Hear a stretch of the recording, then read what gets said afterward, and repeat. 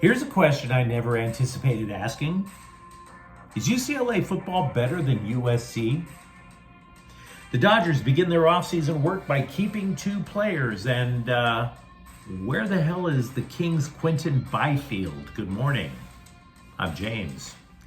This is your daily dose of sports and snark for the greatest sports city in the world, Los Angeles. This is the faithful Angelenos morning report. It is November 3rd, 2024. We've added a new subscriber to the Angeleno Familia. Thank you for getting in on the ground floor. We are going to do our best to keep you informed. And by the way, it's also Sunday, the Lord's Day. Take a moment, thank Him for the blessings in your life, like a Dodgers title. And if you like being in the know about LA sports, click the like button. Click the subscribe button. There's a notification bell. Hit that. It'll let you know when we drop new content. Sharing is caring. Let people know we exist, and by all means comment. Now, before we go through the news notes, we have a look at the scoreboard, which leads into the top story. Washington 26, USC 21. Terrible. Utterly terrible. Not Clay Helton terrible, but we cannot afford to downplay this.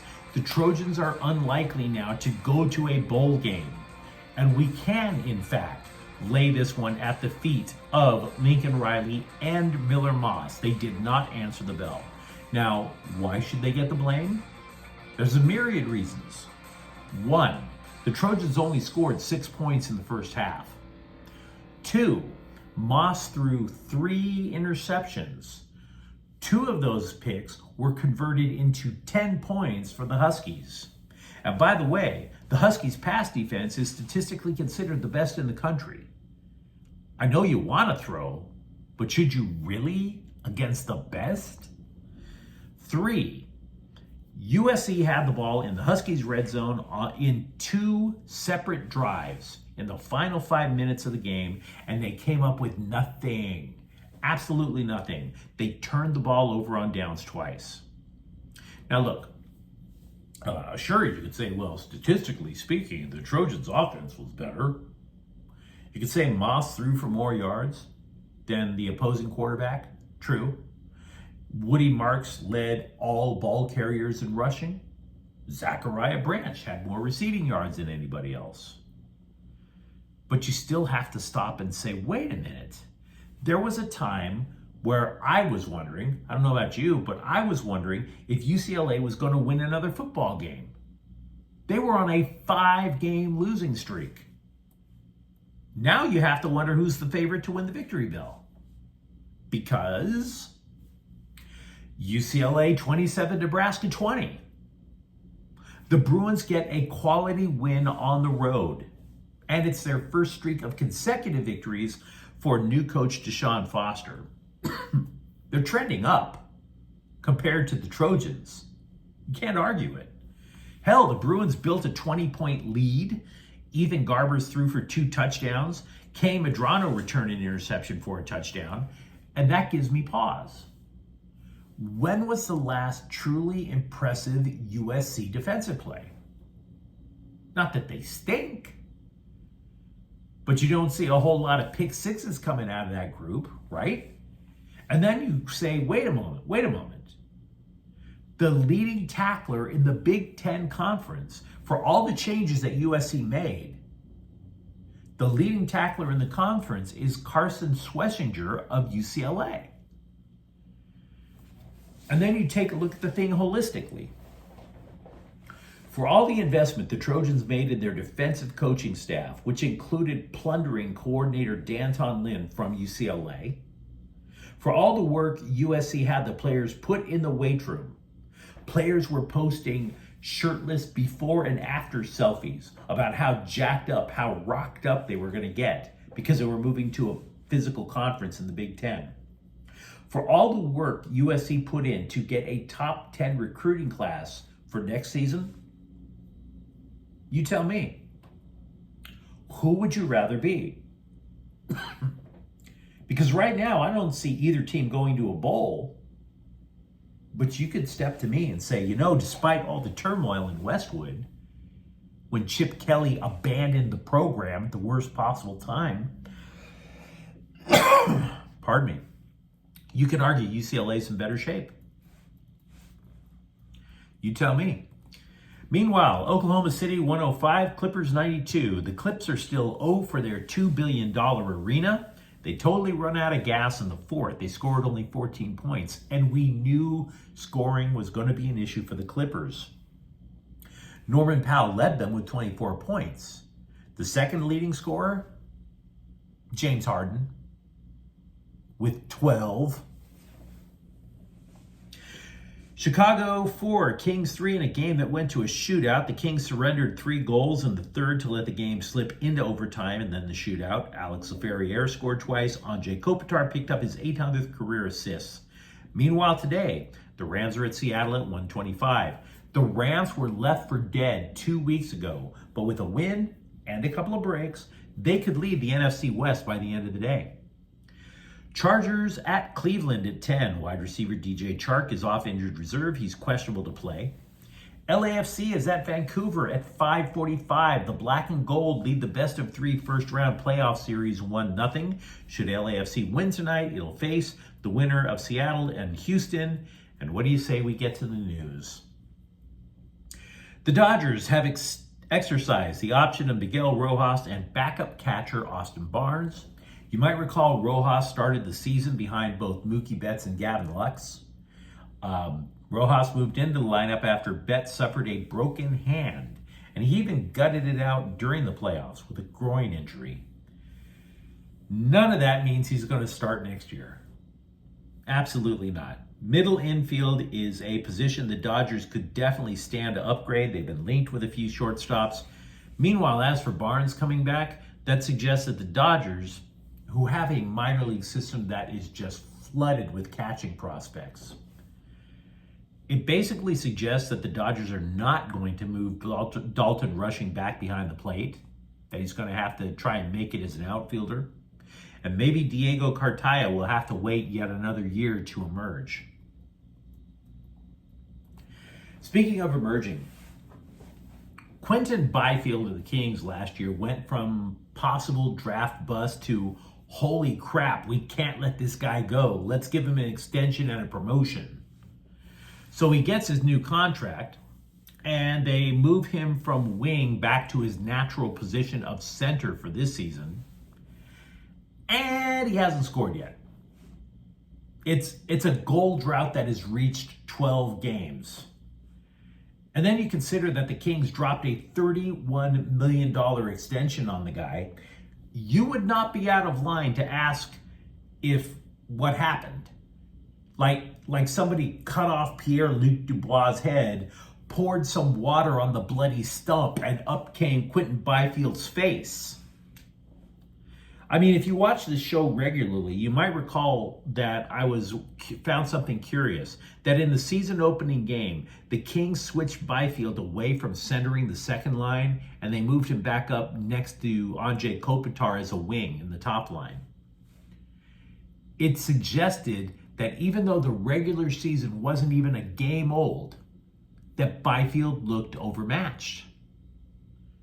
Since then, the Kings have bounced him from second line center to wing. They have no idea where to play him. That's not good. Speaking of not good, we've always believed that the Lakers attract drama. The question with the Lakers, though, has always been, do they win enough? Do they have enough talent to where nobody cares about the drama? But there's a problem. People will always care when video surfaces that suggests a woman was beaten. The NBA has reopened an investigation into backup center Jackson Hayes after TMZ released a tape of a 2021 altercation involving Hayes and a former girlfriend. Now, to be clear, the security footage does not show Hayes making a fist, throwing a punch, none of that. It does show Hayes appearing to pull the woman out of a doorway while she demands to be let go. The video also has the woman saying, "I'm not going to let you hit me anymore. What the F do I look like, a punching bag?"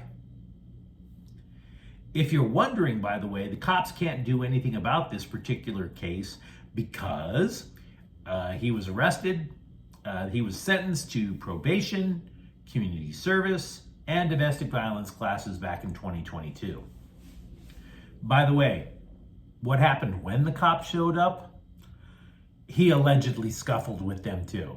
So this is a good day for some basketball players to go to church, I would think. Not saying he did it, just saying you might want to light a candle to try to salvage your career, sir. The hand of God works wonders. Don't call this a setback. Oh, it likely is one, but don't you dare call what I'm about to tell you a setback. No. Jared Vanderbilt, who hasn't played yet this season, is dealing with additional discomfort in his feet while he tries to rehab, according to JJ Redick. Don't call it a setback. Don't you do it. Now you might say, wait a second, he was supposed to be practicing with the team any day now, and now they're saying they'll give us an update in about 2 weeks. But don't you call it a setback. Did I catch you calling it a setback? Don't. Not according to JJ Redick. When will Jared Vanderbilt ever play? Gotta wonder. You might recall how social media wailed and gnashed its collective teeth over Byron Young not getting called for a face mask penalty against Minnesota Sam Darnold in the waning moments of the Rams' last game. Young was fined $7,000 by the league. And frankly, all things being equal, fair. Totally fair. Because again, the Vikings weren't robbed. Oh, everybody claims the Vikings weren't robbed. They were not robbed.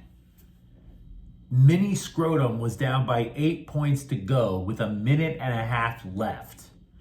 Darnold was grabbed in his own end zone. To say the Vikings were robbed is to fantasize that Darnold was about to unleash a bomb that would have put Jalen Daniels to shame. And then convert the 2-point conversion. That's not robbery. It's a penalty, it's a blown call, it's a $7,000 fine. MoveOn.org. Also, for the Rams, punter Ethan Evers will not play today. We could say he will not participate. I mean, after all he does is punt. That seems more like participant ribbon than trophy to me, but Ty Zentner is going to replace him today. He has played in 9 NFL games. He averages about 45 yards per punt. The Galaxy will face Minnesota in the second round of MLS Cup playoffs at Dignity Health Sports Park. We don't necessarily know the exact date and time, but with international breaks mixed in, this match is even going to happen for about 3 weeks. So, yeah, plenty of time to get your tailgate set up. William Kyle, a transfer from South Dakota State, has been named to a watch list for the Kareem Abdul-Jabbar Award, which is given to the nation's top collegiate center. He came over to UCLA through the transfer portal. But is he really an impact guy? It's hard to say. Here's why. Last year, he averaged more than 13 points per game, which is fine. That's not bad at all. But he's only played in 1 exhibition match for the Bruins, and he scored just 3 points. Besides, if you read about UCLA basketball on a regular basis and you hear about all these amazing transfers, you read about Kobe Johnson, you read about Sky Clark, Eric Bailey, Tyler Bilodeau, you have to remember William Kyle joined the team. But you let me know what you think in the comments thread. Who you got, even though the game isn't coming up for another few weeks? Is it UCLA or USC in football?